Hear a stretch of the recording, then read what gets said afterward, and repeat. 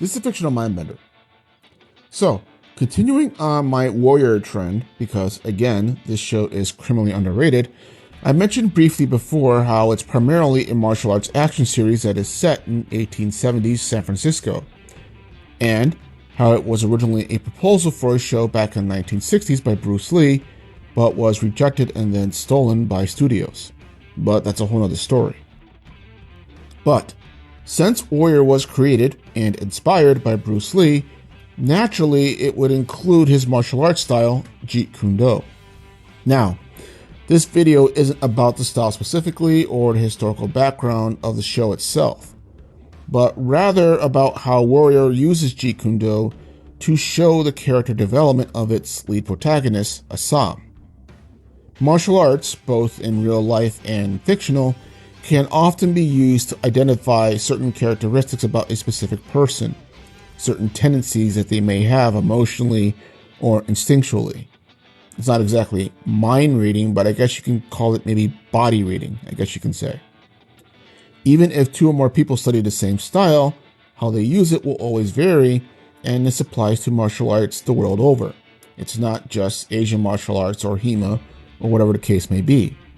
That said, when the series starts out, Sahm is arriving in San Francisco, and his style is very much an almost one-note copy for Bruce Lee's movie fighting as well, from over 40 years ago. Now, this still looks great, mind you. The actor, Andrew Koji, has clearly worked his ass off getting into the physical shape needed to pull this style off. Because, as we all know, Bruce Lee was world renowned for how physically fit he was, to an extreme degree. So essentially, Sahm is a character who is newly arrived from the old world and having been taught again Chinese martial arts from the homeland. So therefore, it should look rudimentarily basic, for lack of better words. It's still distinct from other kung fu styles portrayed in the show. And no, I'm not saying that JKD is a direct descendant or is actually kung fu in real life, because again, this video is not about Jeet Kun Do. But that still, it's as basic as it gets, and the Sahm is basically just choosing to knock people out with it.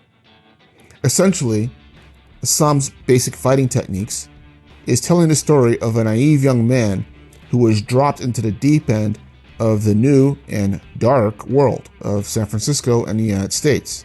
And this all makes sense, since his initial goal of coming over in the first place was to find and get back his sister from a Tong gang.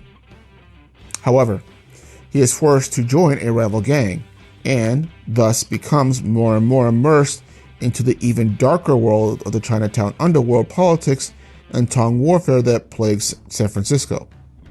And we see a slow but steady, noticeable change in Sahm. Sam's speech and relationships become more complicated, while at the same time wearing the mask of his intentions.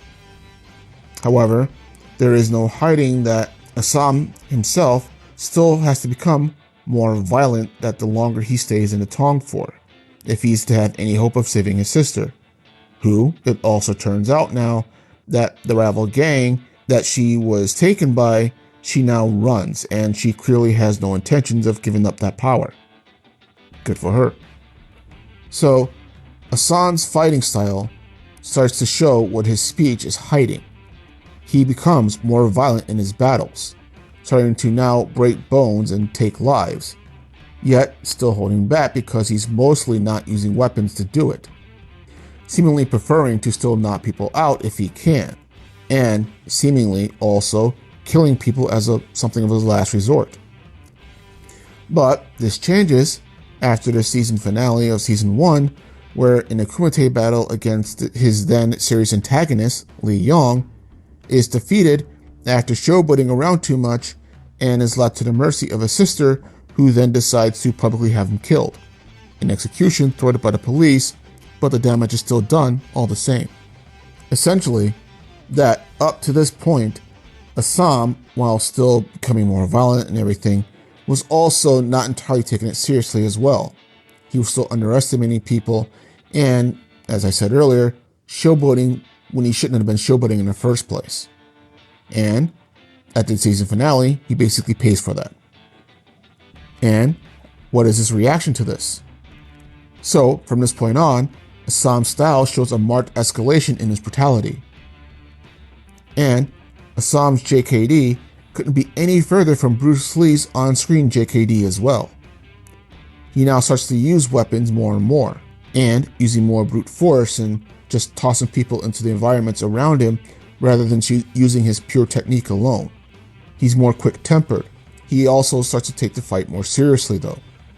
Sahm at this point has come to understand that he can't continue underestimating opponents and relying on pure technique to gain a victory, lest he have another loss and actually lose his life. Thus, Sahm begins to integrate himself more and more into the Tong criminal lifestyle. And though by the end of that particular season, this changes as he is ejected by his gang for a second time, the style again tells the story. Sam's fighting becomes more direct and to the point, and like the Hulk, can get more excessive the angrier that he gets.